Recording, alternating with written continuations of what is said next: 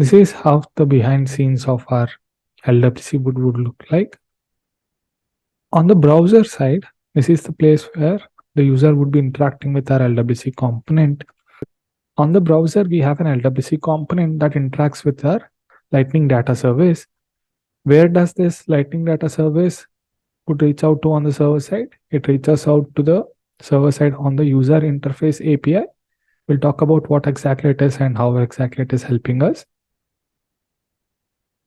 And that would interact with the database that we have. So database could be your object in which we are operating on the records. So what does this user interface API would do?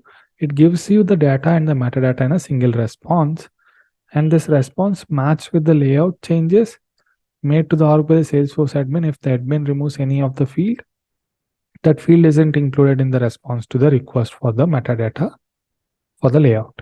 In short, what exactly it would do? This user interface API is designed to make it easy to build the Salesforce UI.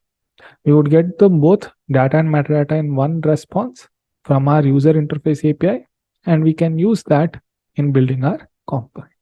So this is how the behind the scenes of our LWC would look like, and how is that coming from the browser, and what is the things that are there on the server side is what we have looked at.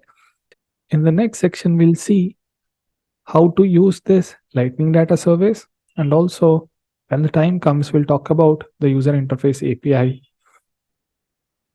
How can we leverage that APIs that are being provided by Salesforce to build our components on the LWC? Initially, when we started off with this point saying that use your base components for building your LWC component when you want to work with your data. We had a brief understanding of what exactly an LDS is, how is that helping us in terms of improving the performance. We have looked at the behind the scenes, how the LWC component is leveraging this LDS.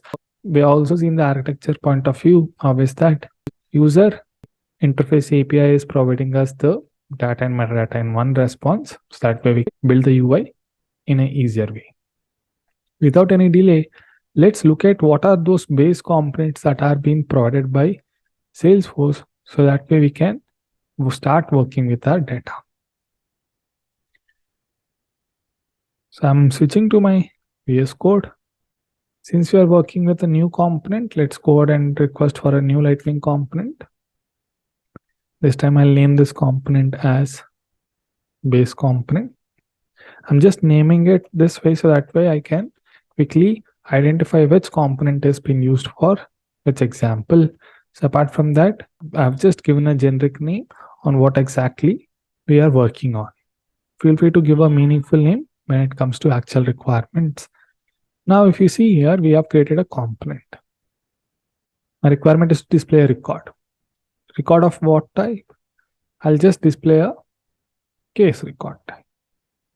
Since we are adding all our components on the case record, I've just picked this case record here.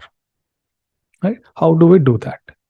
So what exactly this requirement of displaying a case record means? So we are basically displaying a form to the end user so that they can enter that information, and behind the scenes we can save that record in our database. So that is what we are trying to do. Now let's switch to the component library to see if there is any component that is helping us in this process. I'll go to the component library here and search for record. Now, if you see here, there are three options that are available to us. One is record form, one is edit form, one is view form. Now, what exactly the purpose of these three base components that we have? Again, these are the base components that are given to us. This record form is mainly meant for loading of your record, and this recordId form, as the name suggests, is meant for editing your record. And last but not the least, we have a view form where we can view a record. So these are the three purposes where in which you can use this base components. Let's start off with this record form and see what exactly it would do.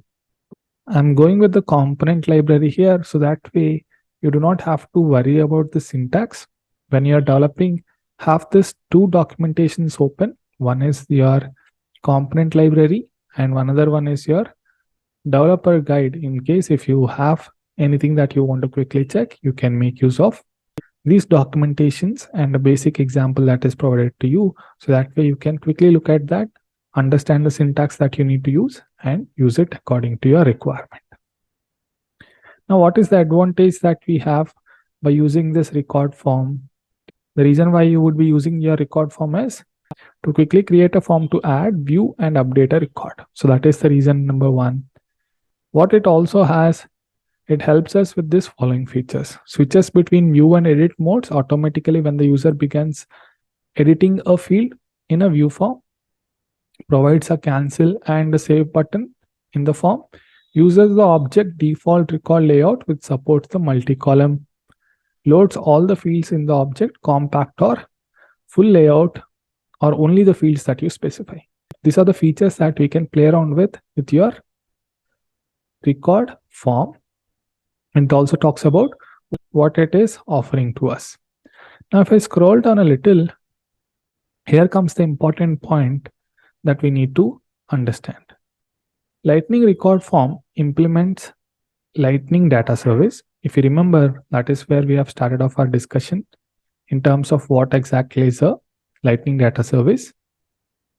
Right, we have talked about what exactly it would do behind the scenes. It would cache the data so that way it can improve the performance. And it does not require additional Apex controller. So what is the advantage that we have by using this base components? We do not require any additional controller to create or edit your record data.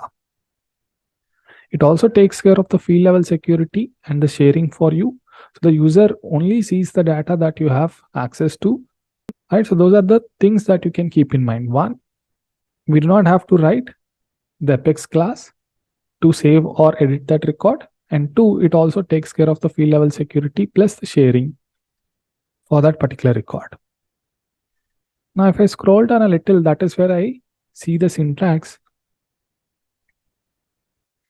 for our record form. So this is the basic syntax that we need to use in order for us to basically make use of our record form.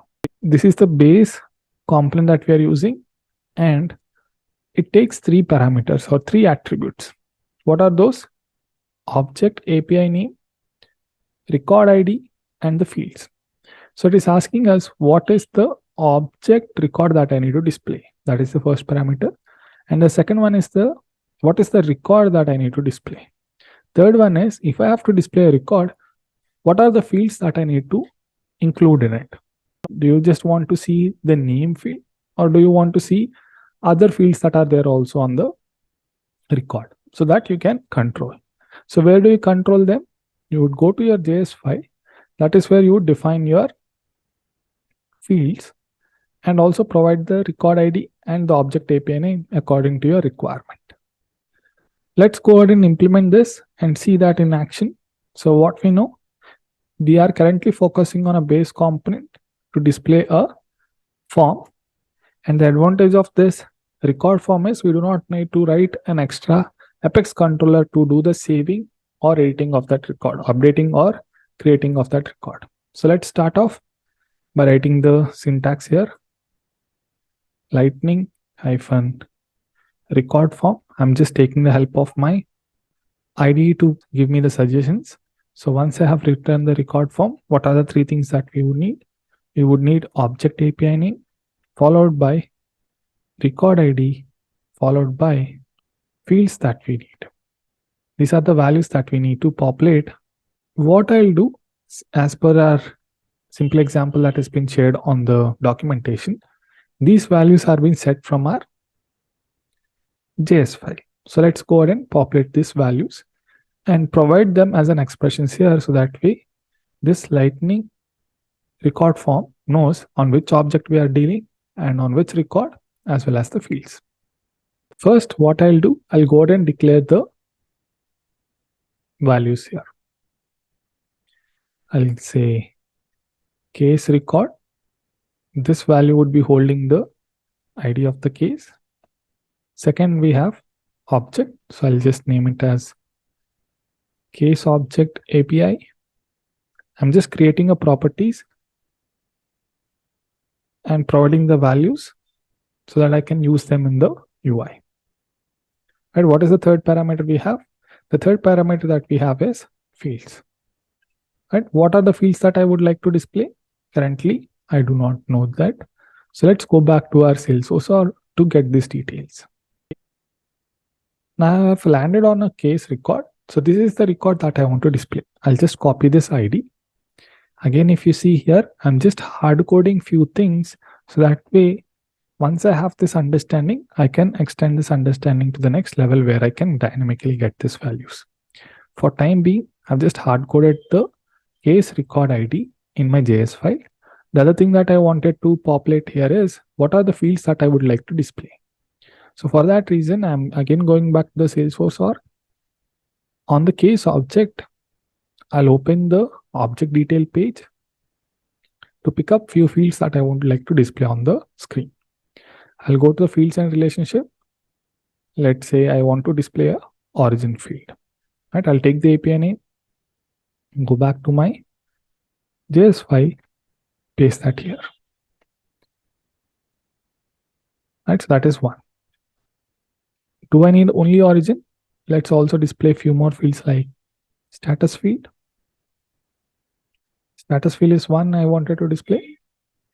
And let's also display one more field, which is quite frequently being called out when a case object is being discussed. That is nothing but your subject field. Right, so this is one more text field that I'm displaying. I've added 3 fields in my fields section, and I have put them in an array. So what is an array? Anything that is enclosed in a square brackets is considered as an array in your JavaScript. So how did I know that this fields is a array? Just by looking at this example gave me a hint. The other thing that you can do is, if you look for the specification tab under your record form, that is where it would give you that hint also. The parameter or the attribute fields is a array by default. And what it does, it takes list of fields to be displayed. It is considering a list. They are using the list as a word in terms of writing it in a simpler language. In short, it is a list or a collection or an array that holds the fields that needs to be displayed. The fields displayed in the order that you list them. So whatever the order that you mentioned here, displays in the same order. Now we have done everything on our JS file.